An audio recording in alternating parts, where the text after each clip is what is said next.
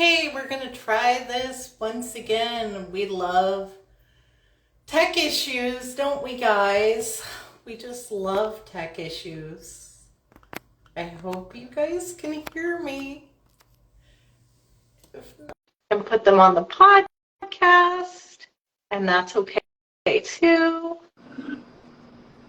Okay. Yes, we can hear you. Yeah, we can perfect. hear you. You guys, my friend Steve Way knows there's tech issues that happen with all this stuff. Thank you guys. Thank you so much for everybody's patience. Of course, the cast and crew of Unidentified Objects, which I'm so excited to have here with me today. Guys, if you don't know me, my name is Erin Kay. I'm the CEO and founder of Claiming Disability LLC. We are a media company working to educate, advocate, and empower the disabled community through media projects like the Claiming Disability podcast and this live that you guys are seeing right now. You guys know that I am a huge advocate for disabled authentic, there's a difference, authentic disabled representation in film. And I'm so excited to introduce you guys to the cast and crew of Unidentified Objects, this cult classic that is sure to be the summer hit that I am so excited for. So I'm going to have the cast introduce themselves, and then we're going to get into this interview, guys. I'm telling you why you should not walk, not run, roll to the theaters to see this film and check out this authentic disabled representation. So without further ado, I know I've taken up a bunch of your time. Hopefully everybody can introduce themselves, but we've got our guest here today that I'm so excited to introduce you to. So go ahead. Hi, everyone. Hi, Sam. Erin, thank you so much for having us. Honestly, it's a huge honor. We're just trying to get our film out into the universe. We're super proud of it, and we hope everyone enjoys it. I'm Masha. I'm one of the main producers on the film, and we have Matthew right here, who is one of the main leads. Please introduce yourself. Hi, everyone. My name is Matthew. I play Peter in the film Unidentified Objects. I started out doing theater in New York City, and in the past few years kind of have transitioned more toward television and film. And I'm so happy to be here with you, and thank you for opening your Instagram Live for us. And hi, everyone. My name is Juan Felipe Zuleta, and I'm the director of Unidentified Objects. And yeah, we're so excited to be part of this live. And one thing I should just remind everyone, 9 p.m. for a full week, Cinema Village, 12th and University. We hope to see you there. We'll be doing live Q&As. In New York City. In New York City, yeah. Guys, we see LP representation on the big screen. This is big news, everybody. I'm so excited for this film. Now, one, I kind of wanted to get started and kick off with you. I read in an interview that this took 19 days. Was it 19 days to film? Yeah. That's a short turnaround, sir. I don't know if you know that, but I'm sure Matthew does. And you also reached out to the lead, Sarah Hay, via Instagram. So this is kind of the epitome of an indie project, if you will, like an absolute indie project of just people coming together, really wanting a film like this to happen. What were your thoughts and feelings going through this rush of just trying to make this happen? Erin, so that's a great question. It is a very tight turnaround. I feel it was one of those things where we had this idea and this workshop of this character, and we wanted to make sure the first thing we did was start casting the character that Matthew plays of Peter Hobbs. And that's before we even have like a finished script. We were already casting and we finished the script in collaboration with Matthew. He giving us a lot of feedback and a lot of kind of like personal experience that we could use to like make sure that we're making justice to the character. It was one of those projects where we felt we needed to make. We weren't asking for permission. We just went for it. I'm very blessed to have an incredible team of filmmakers. One of them just joined, which is Vinny Davino, is an incredible key grip and production manager, and people like him, or like a producer Juanse or a producer Masha. Like it was a beautiful group of people, most of them from minorities in the U.S., coming together to like really like believe in this story and join forces, because we wanted to tell something that could transcend and something that we felt was massively important, highlighting the period in I mean, we still feel that way, but like coming out of COVID, coming out of a lot of grief, a lot of division, a lot of like hate in the world, and this movie in some ways was kind of like a response from all of us to just bring a little bit of more love and empathy. And as you can see from the film, for me, it was very important not to just cast a little person, but also to make sure that we partnered with somebody who was gonna give us permission and who was gonna tell us what we could do, what we couldn't do, and most importantly, was gonna bring that character to life in an iconic and like real and honest way. And I feel we're incredibly thankful when we found Matthew to be part of our team. That makes me so happy. I don't want to skip over Marcia, but I do want to say I was reading where you kind of, Matthew, you gave them that permission.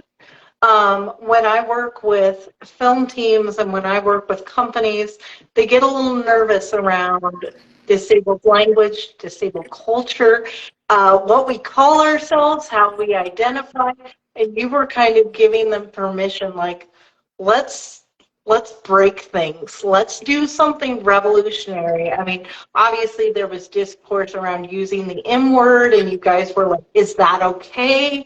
And Matthew was like, hey, this is part of the disabled experience. Guys, this is so authentic. I'm going to go off the rails, so I want to get to Marcia, but, Masha. And I am reading the comments.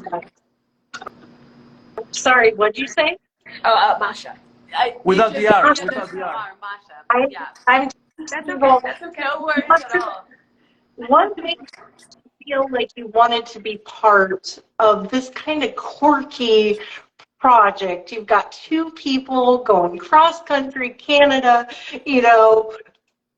seeking alien proof. Like, I mean, what made you want to be a producer in this film? Obviously not the inclusivity, but obviously the inclusivity, but what were the other pieces that made you want to be part of this project?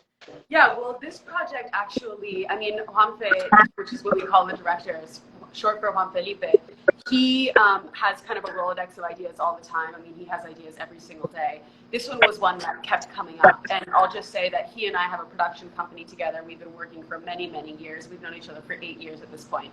And so this actually was something that we started working on in Florida. We were both in Florida together during the pandemic. And so I've kind of been there from the very start. And he started pitching ideas to a writer, Leland, who is kind of Juanpe's creative partner, I would say. And it actually probably took a little bit of time for me to warm up to the idea. But after we figured out kind of where the story was going to go, and I realized that this is an extremely universal film, right? It's not a film that only LP audiences will relate to, or only queer audiences will relate to, or anyone who's been in Winona's shoes can relate to. It's really a film that is extremely universal.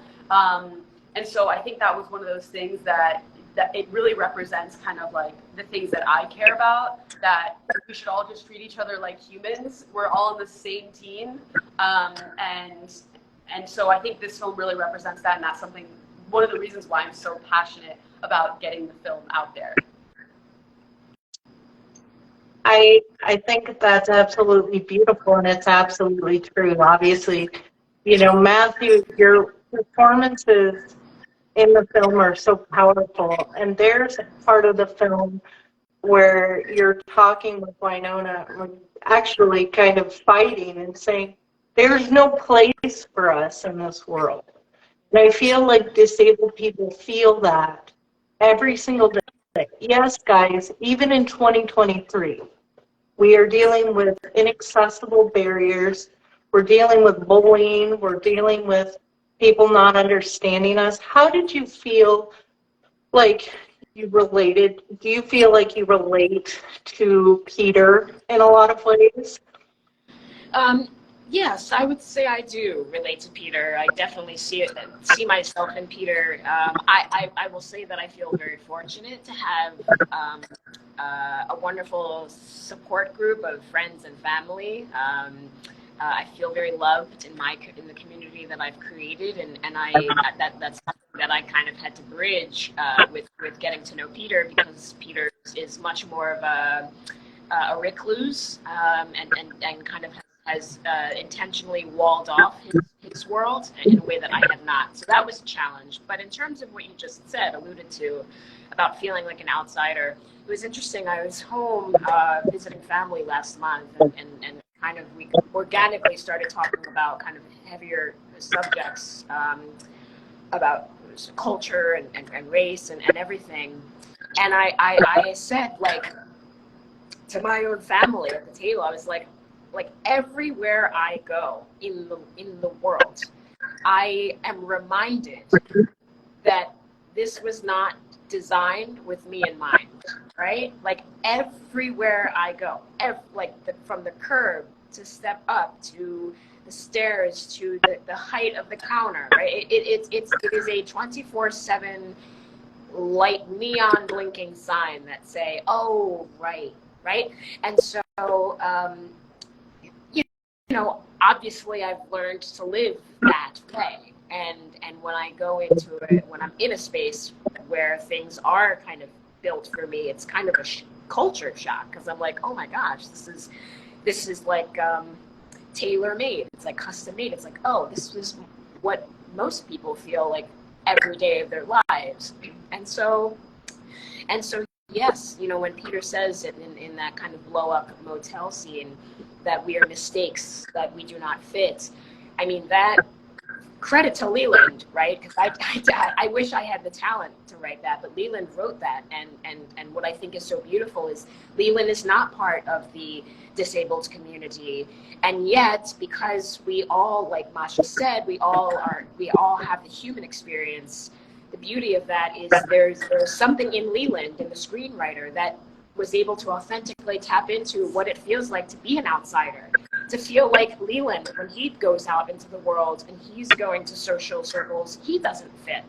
And so he was able to bring that authenticity of his humanity onto the page that I was then able to pick up and make my own. And I think that's the real beauty of storytelling, is it's this baton race where everyone's kind of passing off the baton. Here's my trauma. Now it's your turn to take my trauma and personalize it yourself. And in doing so, I can know that I'm not alone. And then when I take that baton and I tell that story and I pass it on to the audience members in the theater, right? It's on and on of being, I see you, I hear you, you are not alone.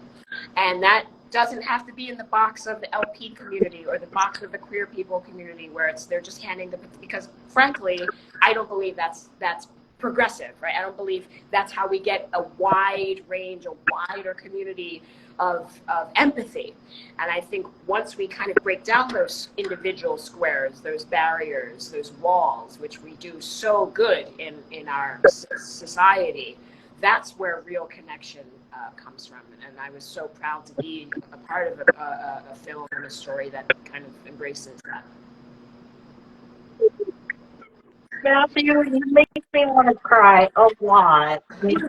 Just watching your performances, but I love that you touched on that. I also must say, your crew, Masha and Juan, are very receptive to listening to a disabled voice and about an authentic disabled experience.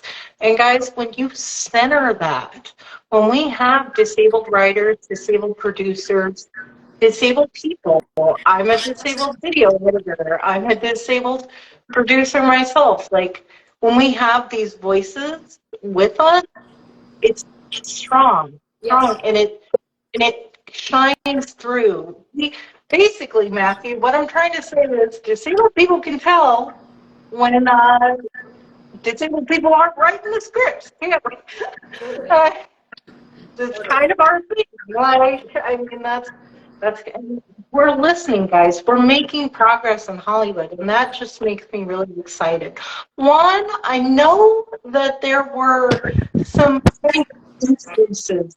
One, I want to say that Incubus is working on the soundtrack, or the lead of Incubus is working on the soundtrack. How did that materialize? Like, I love Incubus, guys. I'm a child of the 90s, so I mean. So, Erin, I want to first, okay, the Incubus, well, Sarah Hay and the lead singer of Incubus, they are in a relationship, and they've been a couple for a long time, for the past couple of years. So once I messaged Sarah Hay and she became Winona, Brandon got very interested in the project, and sooner rather than later, he realized the brilliance and like the team that we were putting together, and he saw what we were trying to create, and he decided to be part of it and became a massive champion of the project.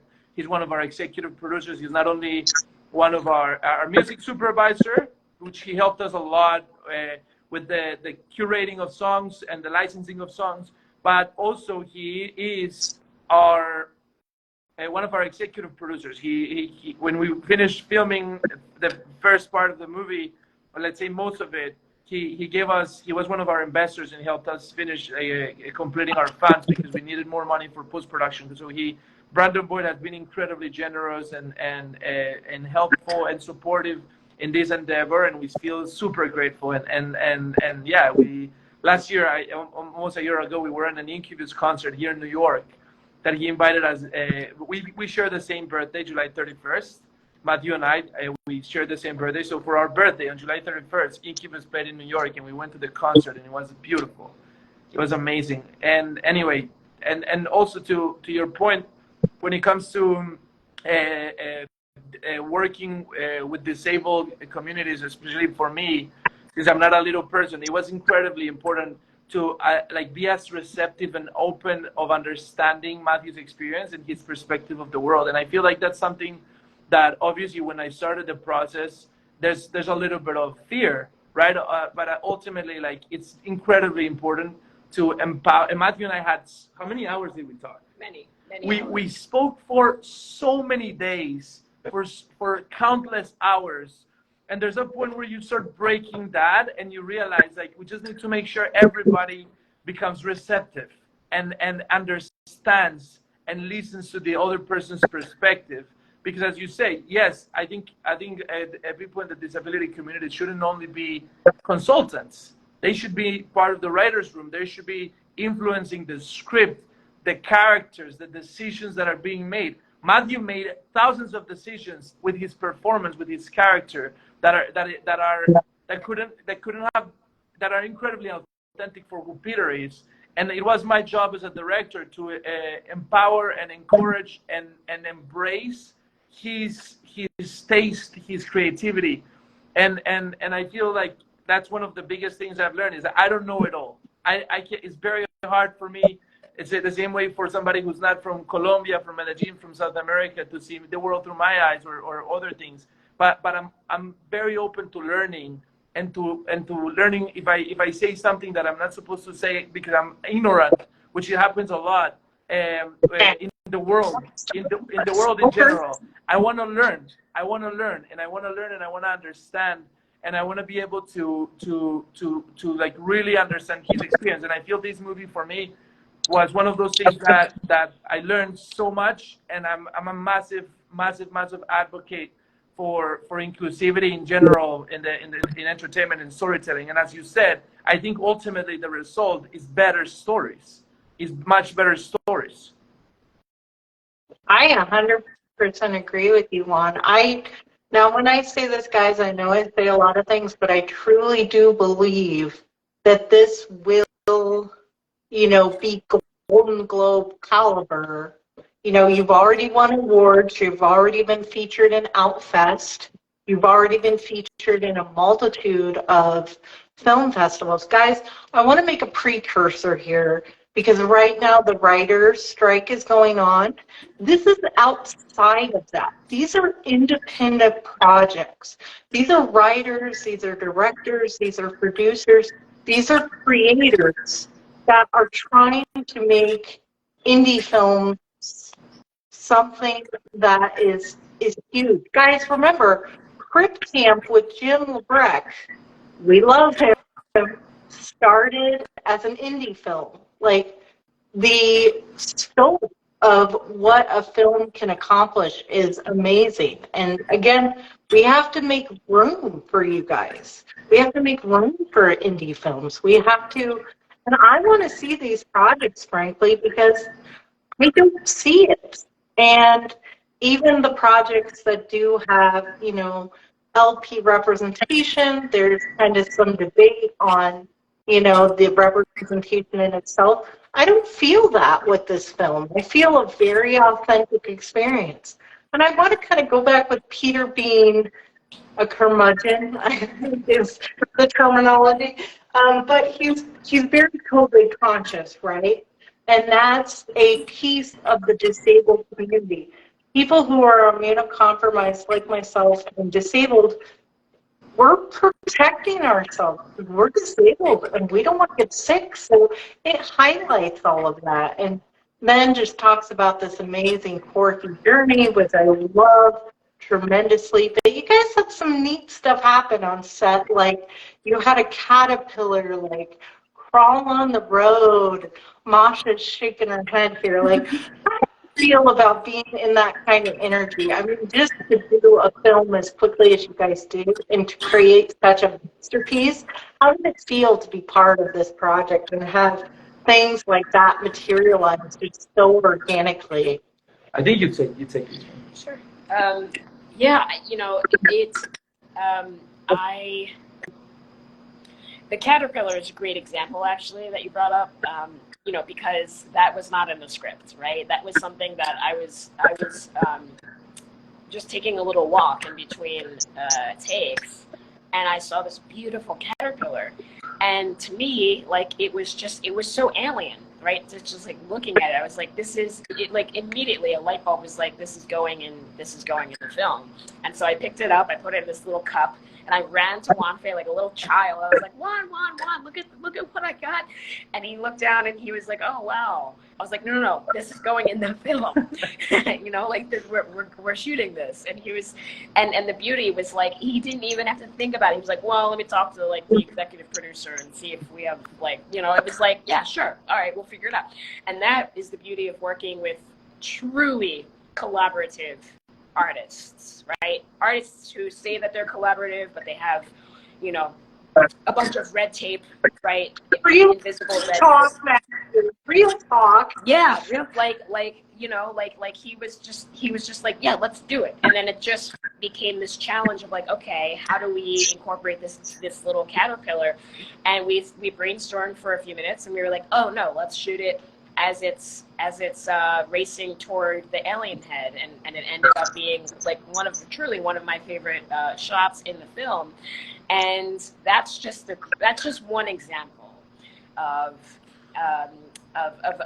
working with artists who, because they don't have red tape, they're just free, right? They're just completely free. And I also want to tell you, that's just a lot of times that's mindset, and I say that because yes, it's freer to do that on the indie world, but an example of this is I did 5 seasons of New Amsterdam on NBC, and you know I was as well, a Marvelous Miss Maisel, correct? Yes. And so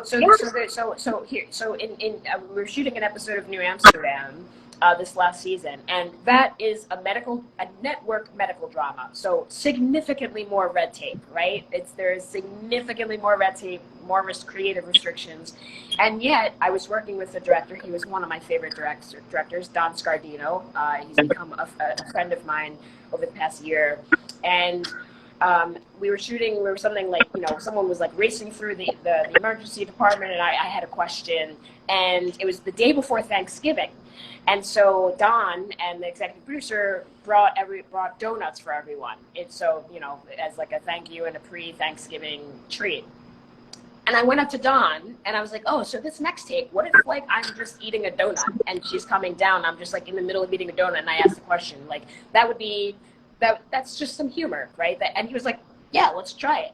And, you know, and so what I'm saying is it's not so much about the productions that have red tape, it's about the individual artists that are just willing to just try it and see what happens. And I think those are the people that can exist in hyper-regulated, you know, commercial projects, or it can happen in no strings attached, low-budget indie films. It's really dependent on the artists, the directors, the DPs, the actors, and that's what I love so much of working with people like Adan or like Wanfei and Masha, people who are just like, let's go. Let's throw all of the spaghetti at the wall and see what sticks. And 9 times out of 10, it's in those freer moments when you're just throwing stuff, those are the takes and those are the moments of magic that end up happening, because it's more organic, more raw, authentic experience. And that's, you know, as a producer and as someone who has eyes on directing down the line, I hope to embrace Wanfei's mentality and Don's mentality of really just creating a free and open playroom, right? When we put on it's called play for a reason, right? When we put on a play, it's called play. And so it should feel like that. And as an audience member, when I feel like I'm seeing play, those are often the times where it feels most alive and lived in. Matthew, exactly. And I just want to say to Juan and Masha that, I mean, your disability allies to me, your disabled allies to me, if you're actually listening to authentic disabled voices and creating such an encapsulating experience. And I'm sorry, Matthew, I love this movie so much, and I can't wait to watch the release, because there's a lot of parts where Peter is struggling with his disabled identity, with disability pride, which is what I talk about a lot, guys. I talk about disability pride and disability culture. And I say disability pride is not about being toxically positive and being like, oh my God, being disabled is great. Like, having disability pride is being Peter in a bar, having to deal with, I think he's just literally called the handsome guy, saying, I think that's what his character is actually called. Yeah, Handsome stranger, yeah, played by the handsome stranger. He's sitting there and he's going, guys, it's such a disabled experience. He's sitting there and he's going, I've never seen somebody like you before. And just like Peter just having that look on his face that we all get. Totally. You know? It's like when somebody says you're pretty for a disabled girl, and we're like, I'm not. Like, totally. It's like in my experience, what you're saying in terms of collaborative storytelling and being having a disabled pride. I think that's one of the things that, and we, you know, one thing, we haven't really spoken about this, you and me or Leland, but, you know, at the end of the day, this is a story about someone who is short-statured, who is curmudgeon, right? Who is kind of is walling himself off. And as an audience member, as an able-bodied audience member, they'll go into the screening, and there is a part of this narrative, as beautiful and as much as I love this story and as precious as it is to me, there's a part of the story that will reinforce the notion of, oh, it's the curmudgeon little person, right? It's the frustrated behind the 8-ball life that I'm watching. And so as Wanfei and I and Masha and Leland, as we continue to create stories and as we continue to push the boundaries of storytelling, I am excited of flipping that narrative of, you know, what can we do next, right? With upending and disarming expectations in terms of the characters that I can play, right? Let's play a drug lord, or let's play, right, the love interest, obviously, would be kind of the easy A example. But you know what the last love interest we had was Freaks. Yeah. You know, 1939, which yes, right. I consider a good disabled representation, because able-bodied people get what's coming to them. Right. But that's just me. Yeah. So that's, you know, there's always two sides to the coin, right? And I understand that there is a part of Peter that is very much like in step with the station agent, right? That a guy who's kind of a loner and a bit of a curmudgeon, dealing with his own troubles. And as valuable as that is to see, like I said, I want to continue to push the boundaries, and I'm excited to do that. Matthew, you're doing an amazing job. Masha, I just want to say, as a disabled female producer myself, it's a man's world out here. I hate to be that way in 2023, but Hollywood is extremely male-dominated.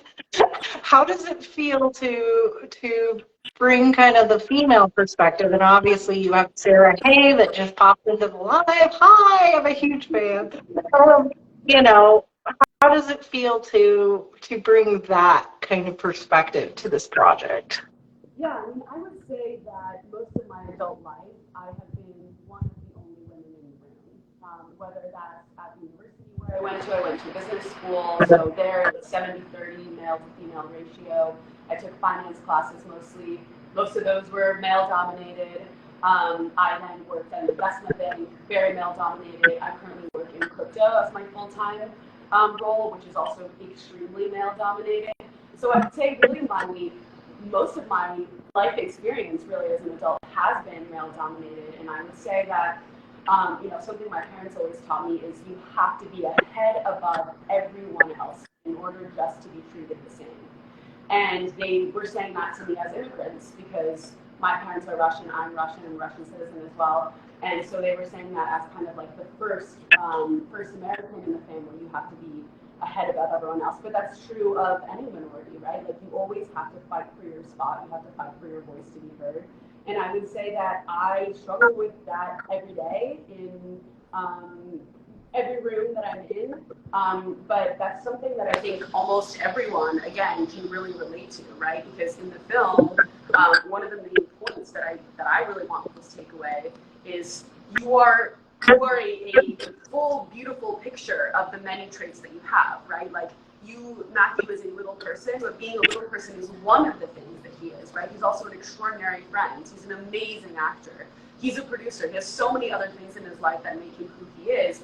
For me, being a woman absolutely is something that's really important, and I'm really proud to put my voice out there as a woman and make sure that my voice is heard, but that's just one thing that I am.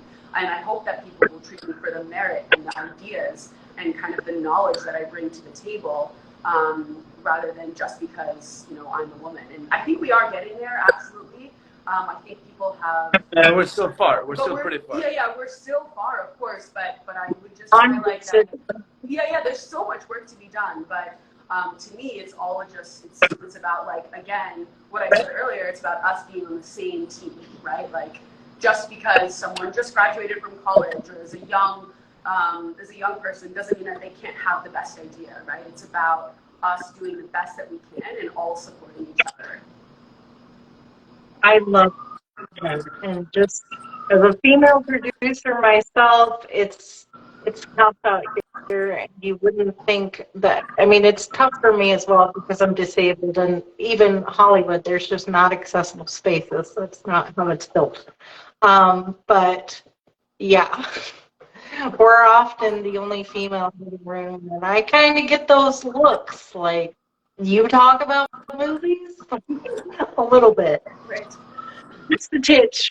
But so I love talking with you guys so much. And there's been so much here. Ellipse. Okay, that's right. But I want to say I know what my favorite scenes are and the passionate, moments and things. But what are some of your favorite scenes from the movie? And why should people be rushing to the box office to see this tremendous film that you guys have put together? That's it's a good question. I think I'm a huge fan. I'm the biggest fan of Camo Monsalve's cinematography. So anywhere that the drone footage and some of the nature scenes just are just striking to look at. And Juan Fei's brother wrote the score for the film. Very talented family we're dealing with here. Sebastian Zoletta, his score, just listening to the soundtrack. I'm biased, but it's very much a film that if I went to see, I would be playing those scores on the way home. So I just love listening to it. In terms of my favorite scenes, for personal reasons, the kind of the David Bowie colorful space alien dance sequence montage of Winona and Peter walking through the forests. That was the end. That was at the very, very end of a very, very long, grueling day of filmmaking, and everyone was exhausted. And we were towing the line of coming to having to close down due to SAG, the 12-hour workday, and we everyone 19 of us just raced across this hill.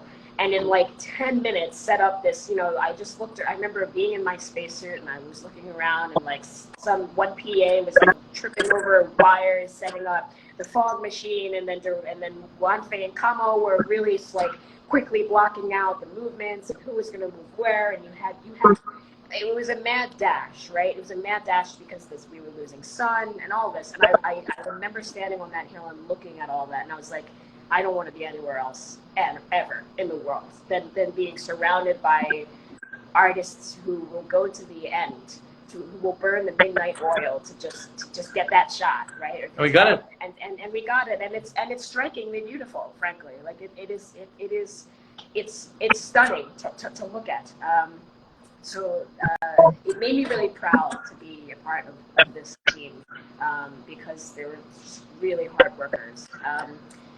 I don't know. There are a lot of fun scenes. The bar scene was really powerful for me to be a part of. I love that scene. Yeah, and that I felt I very few times in my life did I feel as vulnerable as I felt that day working with Juan Fei and Hamish. And I think watching it, the scene where Winona and Peter. I don't want to feel like I'm spoiling the movie, but where that scene in the field, just the music and the two of us kind of, it's beautiful and it always makes me a little emotional. But there's a lot of gems in the story. Yeah. For me, it's the bar scene. The bar scene is my favorite scene in the movie. I feel it's a scene that I feel super proud of how we. I think I also think it's an authentic scene. It's a scene that I've never seen before of that dynamic and the way it has a twist and a surprise and the way I think it works well and the performances are on point. And I feel there's true love there between the characters. It's very honest. So I feel for me that's one of my favorite scenes. I love watching that film and again and again. It's such a beautiful. Well, I cannot watch it anymore. I've seen this movie hundreds and hundreds of times, but that scene in particular, I love. It's so hard to choose a favorite scene. I think the gas station scene, there's a really incredible story behind that one that we can tell you about, of course. I think that was really powerful to me just because of the way that Peter just completely has to live a different life in that moment. And I think that point gets across really, really strongly. And it also, one thing that I want to say to people who watch this film is it's okay to laugh, right? It's talks about really difficult and sad moments, but it is completely okay to laugh at the same time. Like, it is a dark comedy as well. And It's okay to laugh. It's yeah, laugh exactly. at people if they're being comedians and they're being funny. Do you know how many times people are like, am I going to go to hell for laughing? No. Yeah, You're a comedian. and that's a particular scene that I think when you first watch, you are just in such pain experiencing the emotions and feelings that Peter has to live. Like, this life is so painful for him. And at the same time, there are moments in there that are kind of funny, and he laughs himself, right? He laughs. And the way that in that film or in that scene rather, you experience such a roller coaster of emotions, I think it's very representative of the film. And there's also a whole other story of the pre-production and kind of the scouting for that location as well. That's crazy, but that's one of my favorite scenes. And I also really like the scene where Peter and Winona fight in the motel scene. There's also that's an extremely powerful scene, and when Matthew or Peter, I guess, has his like very difficult physical reaction to his emotions in that moment, that is also extremely powerful. I love that scene as well. Oops. Guys, exactly.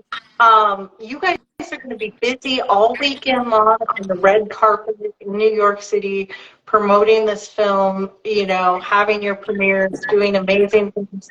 Tell everybody, where they can find you, where they can get tickets. Like, guys, we need to support this film. And I'm a snob when it comes to films, and especially authentic disabled representation.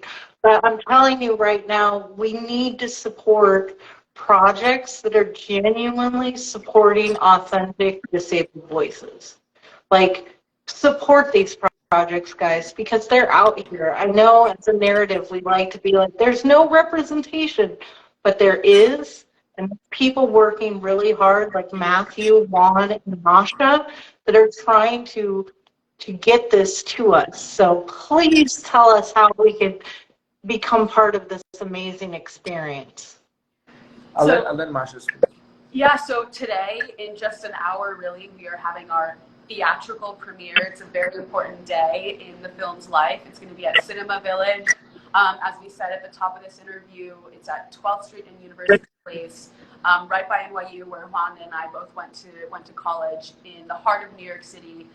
We will be there for 1 week only, so you have 7 days to see this, 9 p.m. every night, and we will be doing Q&As with the three of us and other cast and crew who will be attending as well, live after each of the screenings. So please come to that. And then June 9th, which is a week from today, the film will also be available on iTunes and Amazon.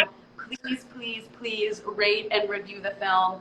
We're trying to, as a true definition of an indie film, we don't have any big producers backing this. We made this with our blood, sweat, and tears. We invested everything into this film. So in order to kind of trigger the algorithms and make sure that the film actually gets seen by as many people as possible, we do need those rates and reviews and those likes, and we need people to post about it. And so as a producer, shameless plug, please, please, please help us get the film out there, because as Erin has said over and over, this film is extremely important to get out there for representation, for LP representation, for disabled representation, for queer representation. I mean, really for so many reasons, the film needs to be out there, needs to be seen by as many people as possible. So message us on the Unidentified Objects Film Instagram account if you have any questions, but all the information is on that account as well.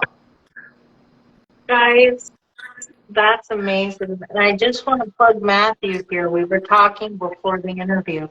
He is an actual advocate for the disabled community. We kind of know that there's a difference, right, between somebody who is an actor, with dwarfism, as opposed to somebody who is doing activism in the dwarfism community. And he is doing that, and he's part of it, and he's having those conversations. He wants to be a resource.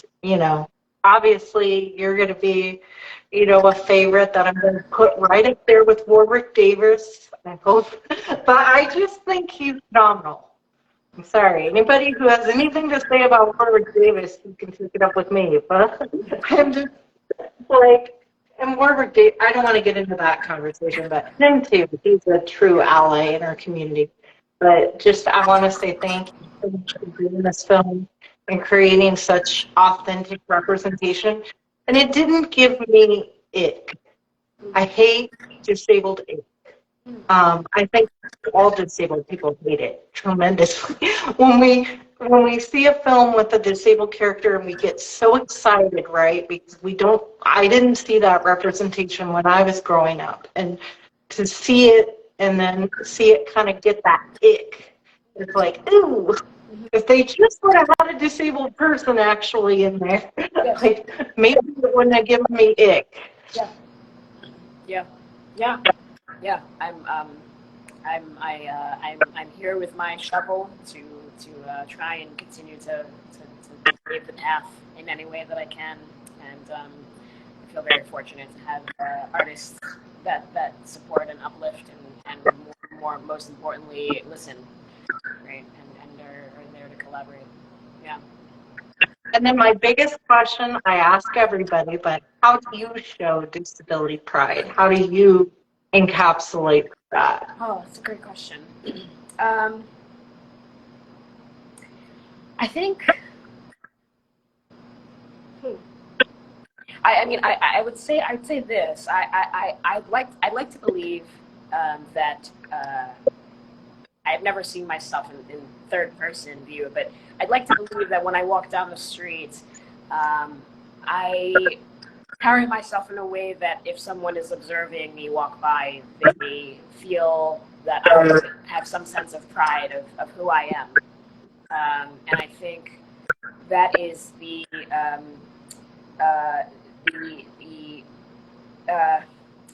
I think that is the onus of every individual person who identifies as having a disability to carry out the narrative that you want to tell, right? Carry out the narrative that you want to tell. And, I'm an actor, but in many ways, we're all actors, right? Shakespeare says, we're all players. And so every time we're out in public, we are telling a story, right? It's just the natural way of life that there is a magnifying glass that is on us in a way that is not on the average person. And so whenever we're out and about, we are telling that narrative, and that is an added layer of responsibility. But at the same time, it's always an opportunity, right? Every day is an opportunity to go out and tell and share your story and be proud of who you are. And that just alone, right? Like 90% of communication is body language. So it's how we carry ourselves through the world it sometimes says more than what we say with our mouths. And I hope to continue to. I will continue to do that, and I hope to continue to have many more conversations like this as my career continues to evolve. Matthew, we're going to be watching you with bated breath, and I'm just so excited to be part of this project and support this project. Guys, this is important. We need to support it. It's so rare to see LGBT plus representation and disabled representation all in the same movie. Celebrate Pride this month by supporting this film and supporting authentic disabled voices. And I want to say thank you so much for having me, having this interview and talking to a real disabled person. I'm not an actor, guys. This is just me caring about authentic disabled representation, y'all. So thank you, Juan. Thank you, Matthew. Thank you, Masha. You guys are doing amazing things, and keep it up. We will. Like, we will be behind you, supporting you 100%, because you're listening to us for the first time ever. We don't get listened to. Thank you so much also for giving us this platform and helping our film get out there. So it really means the world that you wanted to have. I mean, we're truly honored to be part of your community and that you inspired us. So thank you. Thank you, Erin. So much. Thank you for what you're doing as well, and you know, you have allies here, and we wanna keep helping. The community continues to build. That's what it's all about. Exactly.